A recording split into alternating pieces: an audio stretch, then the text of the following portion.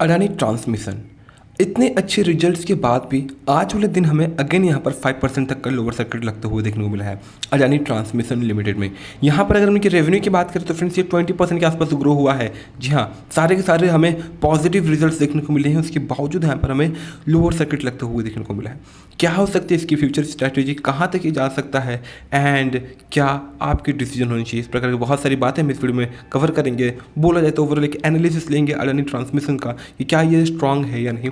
चलिए फ्रेंड्स शुरू करते हैं इस वीडियो को बिना लेट किए। तो फ्रेंड्स यहाँ पर अगर हम सबसे पहले इसके चार्ट पैटर्न देखें तो लास्ट 6 मंथ में आपको मालूम पड़ेगा कि खतरनाक का डाउनफॉल हुआ है।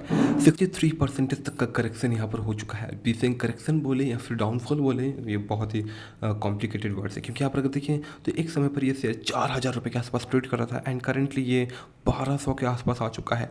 फ्लैट 60% तक का with in few month investors का पैसा यहाँ पर डाउनफॉल हुआ है। अगर हम देखें यहाँ पर रिसेंट सिनेरियो में तो फ्रेंड्स 55% तक का डाउनफॉल 23 जनवरी से लेकर के 10 फरवरी के आसपास ही हमें 55% तक का डाउनफॉल देखने को मिल रहा है।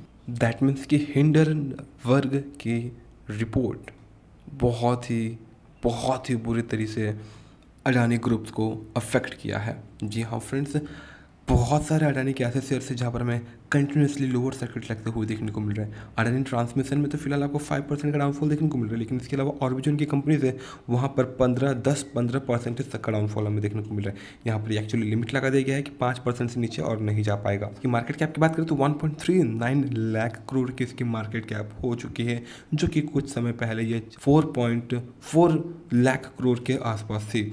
पीई रेशियो भी देखे तो फ्रेंड्स अच्छा खासा है, फिलहाल करेक्शन हुआ है 139 की इसकी पीई रेशियो हो चुकी है।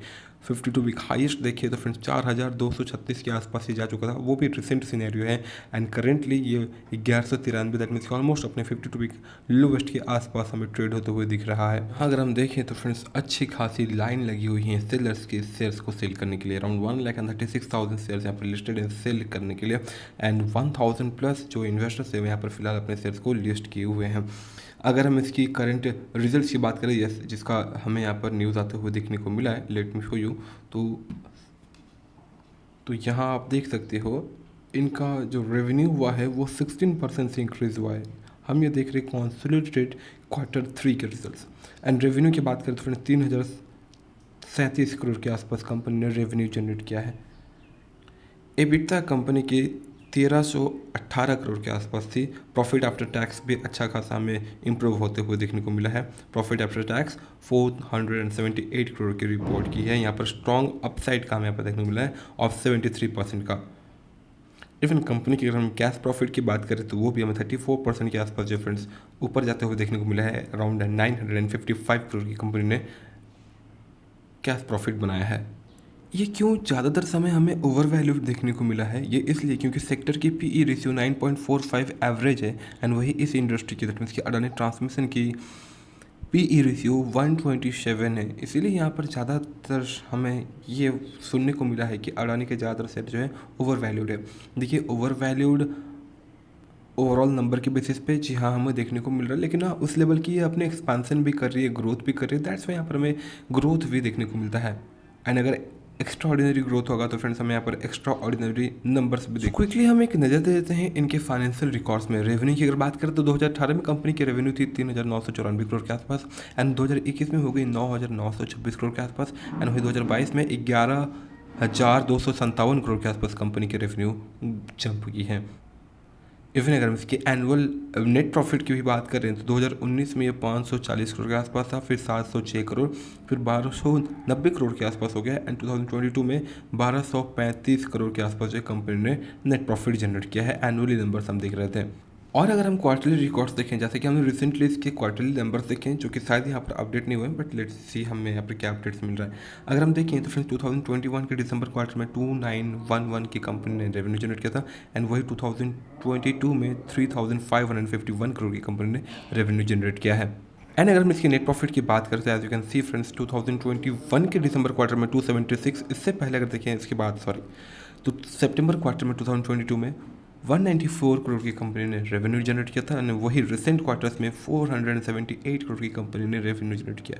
सारे क्वार्टरली रिकॉर्ड्स के रिजल्ट्स को ब्रेक करके इस वाले क्वार्टर में कंपनी ने अच्छा खासा परफॉर्म किया है, बट इसके बावजूद हमें यहाँ पर डाउनफॉल, दैट मीन्स कि लोअर सर्किट लगते हुए देखने को मिल रहा है। अब इसके पीछे मेजर क्या रीज़न है? इसके पीछे मेजरली जो तूफान आया हुआ है अडानी ग्रुप्स के ऊपर, सेम उसका इम्पैक्ट हमें अडानी ट्रांसमिशन पे भी देखने को मिल रहा है पॉजिटिव रिजल्ट्स के बाद भी। हिंडनबर्ग या फिर सिटी बैंक या फिर इस प्रकार के जो भी बड़े बड़े ऑब्जेक्शंस हमें देखने को मिले। इसके अलावा ऑपोजिशन पार्टीज, जी हाँ, करेंट गवर्नमेंट की जो ऑपोजिशन पार्टीज है वो भी अच्छा खासा ऑब्लिगेशंस लगा रही है। दैट्स वाई यहाँ पर हमें अच्छा खासा प्रेशर बनते हुए देखने को मिला। लेकिन देखिए, अगर आप इन्वेस्ट करते हो, अगर आपको ट्रस्ट है उस कंपनी पे कि हाँ इन फ्यूचर अच्छा खासा रिटर्न देगी या फिर फंडामेंटली स्ट्रॉन्ग कंपनी है, तो ऑब्लिगेशंस के बाद भी ना वो कंपनी ऑटोमेटिकली अपने आप फिर से स्टैंड कर लेती है।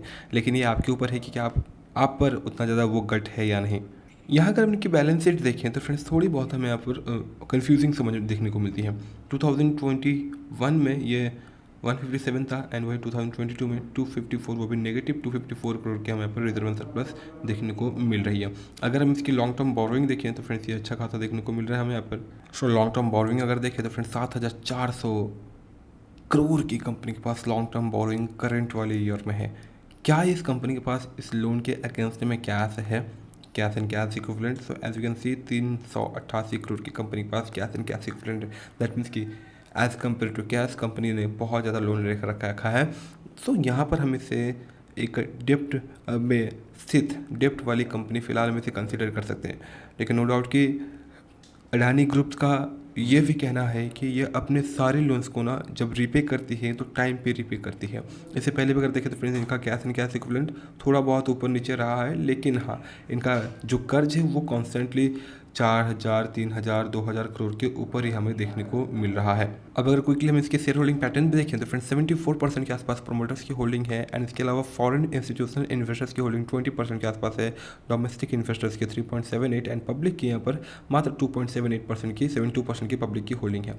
इवन हाँ यहाँ पर जो प्रोमोटर्स है उन्होंने कुछ प्लेज भी रखा है, 6.62% ऑफ देयर होल्डिंग जो है यहाँ पर इन्होंने प्लेज किया है। प्लेज मीन्स गिरवी रखना, जो कि अच्छी बात है नहीं, बट फिर भी अगर देखा जाए तो फ्रेंड्स ये इग्नोरेबल नंबर है। बहुत ही कम यहाँ पर इन्होंने कर्ज में रखा है। दैट मीन्स कि प्लेज किया है। एक एवरेज जो पैड रेशियो होता है वो होता है 20%। 20% से एवरेज जिस भी कंपनी के शेयर्स प्लेज में होते हैं ना उसे हम एक गलत नज़रिए से देख रहे होते हैं, बट यहाँ पर ये इग्नोरेबल है। यहाँ पर अगर हम देखिए तो फ्रेंड्स बड़े बड़े इन्वेस्टर्स में कौन कौन है? सबसे बड़े इन्वेस्टर्स हैं खुद गौतम अडानी, इसके बाद Adani trade line private limited, इसके बाद फॉर्टिट्यूड ट्रेड एंड इन्वेस्टमेंट लिमिटेड, इसके बाद एफ्रो एशिया, ये सारे इनके प्रोमोटर्स हैं। अगर हम इसकी फॉरेन इंस्टीट्यूशनल इन्वेस्टर्स की बात करें तो वो आती हैं Elara India opportunity fund limited, इसके अलावा APMC investment fund limited LTS। यहाँ पर हमें म्यूचुअल फंड्स टाइप के नाम देखने को मिल रहा है। डोमेस्टिक इंस्टीट्यूशनल इन्वेस्टर्स की बात करें तो यहाँ पर आता है LIC ने यहाँ पर 3.65% की स्टेक अपनी बना कर रखी है अडानी ट्रांसमिशन पे। सो जहाँ तक हमने एनालिसिस किया, देखिए फ्रेंड्स मेनली यहाँ पर ना ऑब्लिगेशंस बहुत बड़े बड़े लगे हुए कंपनी के ऊपर। दैट्स वाई यहाँ पर हमें अच्छा खासा प्रेशर देखने को मिल रहा है। दूसरा नेगेटिव पॉइंट ये है कि कंपनी कर्ज में है। जी हाँ, कर्ज में है, लेकिन कंपनी उस लेवल का बिजनेस भी कर रही है। जैसा कि हमने देखा इनके annual records and revenue and net profit हर एक नंबर से हमें यहाँ पर ग्रो होते हुए देखने को मिल रहा है करंट सिनेरियो में। तो यहाँ पर कर्ज होने के बाद भी जो है कंपनी अपना टाइम पर टाइम लोन पे कर दे रही है। लेकिन एक बड़ा क्वेश्चन ये आ रहा है कि क्या होगा अगर वो अपना लोन टाइम पे ना पे करे? अगर ऐसा होता है तो फ्रेंड्स ये डिफ़ॉल्ट कर जाएगी। अगर डिफ़ॉल्ट करेगी तो फ्रेंड्स बहुत बड़ा प्रॉब्लम हो सकता है for the Adani group, not to the Indian government या फिर LIC को ना ही प्रॉब्लम होगा, ना ही SBI को होगा, ना ही RBI को होगा, ना ही जो भी जिन भी बैंक से इन्होंने लोन लिया है उन्हें किसी टाइप का कोई बड़ा प्रॉब्लम नहीं होगा। उन्होंने खुद बाहर आकर के हाईलाइट किया है कि जी हाँ हमें कोई प्रॉब्लम नहीं है अगर इन फ्यूचर ये कंपनी लेट करती है पेमेंट करने में। लाइक LIC ने भी कहा है कि हमारा जो कैपिटल है या फिर हमारा जो टोटल फंड है उससे भी बहुत ही कम हमने इन्हें लोन दिया है। इसके अलावा SBI ने भी हाईलाइट किया है, खुद आकर इन्होंने रिपोर्ट दिया है कि घबराने की कोई ज़रूरत नहीं, हमारे पास जो फंड है वो बहुत ही सही है। हाँ, इनको जो हमने लोन दिया है अगर वो समय पर पे नहीं करते, अगर ऊपर नीचे भी होता है तो भी कोई फ़र्क नहीं पड़ेगा। इवन फाइनेंस मिनिस्टर ने भी आकर बोला है कि जो भी प्रॉब्लम है शायद खुद कंपनी के साथ होगा, बट यहाँ पर जो बड़े बड़े ऑर्गेनाइजेशन है जिस पर क्लेम या फिर ब्लेम लगाया जा रहा है लाइक LIC पे या फिर SBI पे, इनके साथ यहाँ पर कुछ बड़ा इशूज़ नहीं हो सकती हैं। सो दैट्स ऑल फ्रेंड्स, आशा करता हूँ कि आपको ये वीडियो यूजफुल एंड इन्फॉर्मेटिव लगी होगी। कंक्लूजन की बात करें तो जी हाँ यहाँ पर प्रेशर बनते हुए देखने को मिल रहा है एंड जब तक अडानी कुछ खास या फिर स्ट्रॉन्ग पुख्ते ऑब्लिगेशंस के ऑब्जेक्शंस पे या फिर उसके ऑपोजिशंस पे अपने पॉइंट्स ना रखे, जब तक ये सारे के सारे क्लैरिटीज़ वो नहीं देगी तब तक हमें लगता है कि यहाँ पर ऐसे ही प्रेशर बनते हुए देखने को मिल सकता है। सो अब क्या किया जा सकता है, अगर आपने अच्छा खासा लॉस कर रखा है तो फ्रेंड्स आप थोड़ा सा वेट ही कर लो, क्योंकि लोअर सेक्टर में आप सेल तो नहीं कर सकते हो। आई विश एंड मुझे ऐसा लगता है कि इन फ्यूचर ना ये ट्रांसमिशन जिस लेवल पे गिर रहा है उसी लेवल पर ये वापस बाउंस बैक भी करेगा, जैसे कि हमें रिसेंटली अडानी एंटरप्राइजेस में देखने को मिल रहा था। आराम से अडानी एंटरप्राइजेस जो 1000 के आसपास गया था एंड उसके बाद क्विकली जंप करता है 1500 के आसपास एंड करंटली 2000 के आसपास अगेन ट्रेड कर रहा है। ये मेरा मानना है कि वापस ये सारे के सारे शेयर्स बाउंस बैक करेंगे अगर अडानी अपनी क्लैरिफिकेशन सही से देती है तो। मिलते हैं फ्रेंड्स अगली वीडियोस में, तब तक के लिए जय हिंद, जय Bharat, thanks for watching this video. जय हिंद।